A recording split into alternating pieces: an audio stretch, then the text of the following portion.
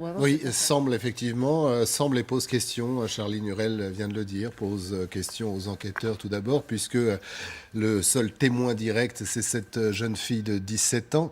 Donc pour eux, l'important, c'est de retracer ce qui s'est passé depuis, 16h02 hier, comme le disait son appareil électronique, à la croisée d'un chemin, à moins de 500 mètres de son domicile, jusqu'à hier, 20h, lorsqu'elle arrive dans ce, restaurant, de Sablé-sur-Sarthe.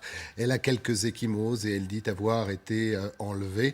Les gendarmes arrivent assez rapidement, même témoignage des gendarmes qui l'ont, interrogée encore une fois à, l'hôpital où elle, se, trouve depuis, hier, l'hôpital d'Angers.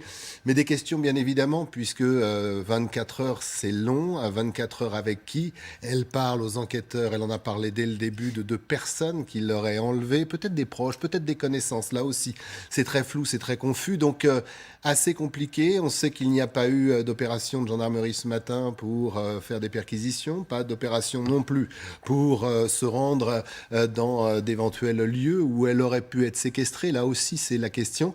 Et puis, il y a aussi cette, question, comment a-t-elle pu s'échapper? S'est-elle échappée, d'un domicile? S'est-elle échappée hier d'une voiture en ouvrant une porte, à quelques centaines, de mètres de, ce restaurant, de ce kebab? Donc, des questions bien évidemment parce qu'il faut comprendre que tout ça se joue dans un périmètre, d'une dizaine de Mmh. kilomètres. C'est quand même pas très loin, c'est quand même pas très grand. Donc voilà, donc des interrogations d'abord tout simplement pour, la véracité ou quant à la véracité des propos de cette jeune fille sur ce qui a pu se passer durant ces 24 heures. Voilà, donc tout ça dans un périmètre, vous le dites, de 10 Très kilomètres restreint. et en l'espace de 24 heures. Alors, peut-être pour nous aider, allons-nous y voir plus clair avec Marc Rolland, porte-parole de l'association professionnelle des gendarmes des citoyens. Alors, cette jeune femme, évidemment très choquée, Marc Rolland, elle est à l'hôpital, elle doit se reposer, mais visiblement, les enquêteurs ont commencé à lui parler. Des enquêteurs qui, on l'imagine, concentrent leurs recherches sur le ou les éventuels ravisseurs. Surtout des enquêteurs qui, à mon sens, ne négligent aucune piste et surtout aucune hypothèse. C'est en gardant les oreilles, les yeux et le sens de l'analyse au plus large qu'on évitera de faire des erreurs en termes d'appréciation. Pour l'instant, on dégage les hypothèses, ça nous évite d'être dans un effet autistique et on reste concentré à savoir identifier effectivement la nature exacte de cette disparition. Peut-on écarter la thèse individuelle? Peut-on écarter la thèse criminelle? En tout cas, les investigations sont en cours. Est-ce que vous êtes surpris, Marc Rolland, par le fait que pratiquement 16 heures maintenant après le fait qu'elle a été retrouvée, on ne dispose pas d'informations plus claires? Est-ce que vous sentez, votre flair vous dit, il y a des choses étranges? Je dirais surtout que ce qui est appréciable, c'est que le secret de l'enquête, celui qui garantit la bonne marche des investigations sous l'autorité du parquet, est garanti. C'est parce qu'on ne dit pas grand-chose que l'enquête avance. Ça, c'est une vérité absolue. Est-ce que vous diriez que chaque heure compte à l'heure qu'il est pour rassembler les indices? Je dirais que dans le cas d'espèce, dans le cas présent, la montée en puissance des moyens gendarmerie, qu'ils soient humains, organiques, techniques, scientifiques, va permettre de consolider, quel que soit le temps passé, la théorie, les réflexions retenues, parce qu'on a mis les choses à la bonne mesure dès le départ. C'est plus facile de monter très haut en puissance dès le départ et de dégringoler tranquillement au fur et à mesure de la lecture des faits que l'inverse. Les choses ont été Expliquez-nous. mises. Ouais, non, C'est-à-dire, en fin de compte, est-ce que vous pouvez nous expliquer, Marc Rolland, parce qu'on sait que cette jeune fille, elle est en état de choc évidemment, comment on fait quand on est enquêteur pour la faire parler quand même et comment on fait pour croiser les versions des uns et des autres? eh bien, vous l'avez dit, tout l'intérêt de l'enquête, c'est de confronter les éléments factuels que vous avez en lecture ou sous la main. Des témoignages, des analyses scientifiques, la biologie, l'ADN, les relevés techniques, les points de capture des GSM sur les relais, la vidéoprotection, tout ceci croisé, tout ceci mêlé, confronté, doivent donner une version et une seule version, celle de la vérité. Merci beaucoup, Marc Rolland. On a pu joindre le maire de Sablé-sur-Sarthe. Monsieur le maire, expliquez-nous dans quelles circonstances vous avez été prévenu de le fait que cette disparition était terminée, qu'on l'avait retrouvée. Quand j'ai été appelé hier soir à 20h20 par le lieutenant Kishnama du commandement de gendarmerie de Sablé pour m'annoncer qu'on l'avait retrouvée, il m'a dit on l'a retrouvée, elle est vivante.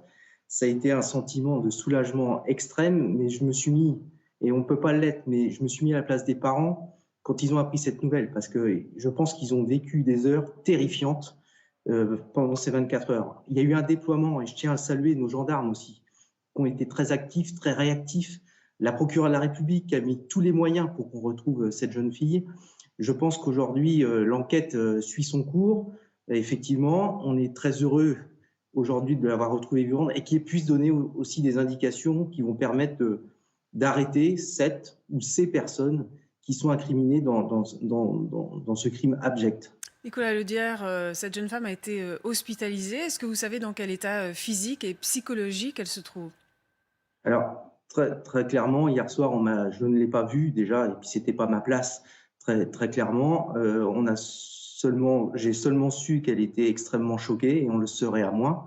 Nous, on est déjà choqués d'extérieur. J'imagine ce qu'elle a pu vivre.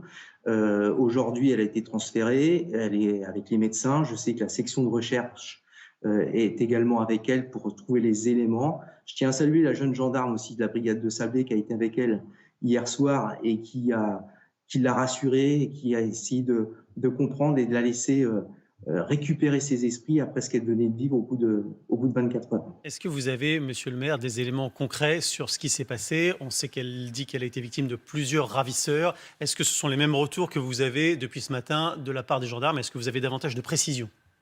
Alors, très honnêtement, je n'ai pas eu de retour des gendarmes parce qu'ils sont sur l'enquête et on sait bien que ces minutes, ces heures qui sont en train de se poursuivre aujourd'hui vont être déterminantes dans l'enquête. Et puis, c'est pas notre rôle. Si on veut vraiment les aider, je pense qu'il faut jouer aussi la discrétion. Moi, ce que je peux dire simplement aujourd'hui, c'est que c'est sur Sablé que ça s'est passé, ça on ne peut pas le nier, et qu'aujourd'hui, on a une centaine de gendarmes sur notre ville qui sillonnent pour régler cette affaire au plus vite. Je tiens également à souligner que la section de recherche est revenue ce matin sur notre ville pour poursuivre ces investigations. Est-ce que vous avez pu parler à sa famille? Non, je n'ai pas parlé à sa famille. Je pense que sa famille, elle a besoin aussi de se retrouver avec leur fille. Je pense qu'ils sont passés par des moments tellement effroyables qu'on va les laisser entre eux et récupérer et lui redonner, j'ai envie de dire, goût à la vie. Est-ce que vos administrés autour redoutent qu'il y ait un kidnappeur dans le coin? Est-ce qu'on sent un climat d'angoisse, de peur? On peut l'avoir. Enfin, je veux dire, quand on a la même histoire qui se passe à l'autre bout du pays, on a cette même réaction. On ne comprend pas, on se sent complètement désabusé face à des situations aussi scandaleuses. Enfin, comment on peut s'attaquer à une jeune fille qui fait du sport, qui a la vie devant elle. Enfin, c'est toujours des moments qui sont extrêmement difficiles. Maintenant, la population, effectivement, est sous choc. Maintenant, elle est rassurée. Et je le redis, je pense que toute la mise en place gendarmerie qui a été faite a dû, je pense, aider aussi à faire accélérer les choses. Par chance, elle a réussi visiblement à s'enfuir d'où elle était.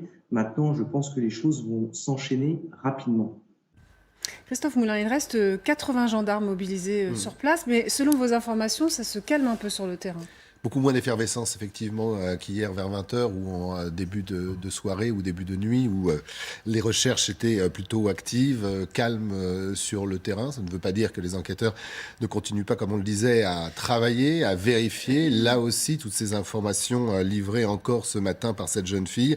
Et puis, il y a une forme de blackout. On l'a vu hier dans la conférence de presse de la procureure de Laval, Céline Meigne, où il y avait une vraie volonté de mettre la presse à l'écart, ce que l'on peut comprendre. Eh bien, il semble que le message soit bien passé sur le terrain, parce que ce soit les proches, la famille, les amis du lycée, la caserne de sapeurs-pompiers, et j'en passe, et j'en passe, et j'en passe, même jusqu'au propriétaire de ce restaurant où elle s'est réfugiée hier à 20h, eh bien, peu de gens veulent parler sur le terrain, veulent communiquer. Quant à la procureure, il a été question en début d'après-midi d'une conférence de presse. Pour le moment, ça prend un peu plus de temps que prévu. Ouais. Toujours pas à l'heure. Évidemment, vous l'entendrez sur LCI dès qu'elle commencera à s'exprimer. Dans quelques instants, retour sur une annonce forte d'Emmanuel Macron à propos du nucléaire, mais d'abord les essentiels.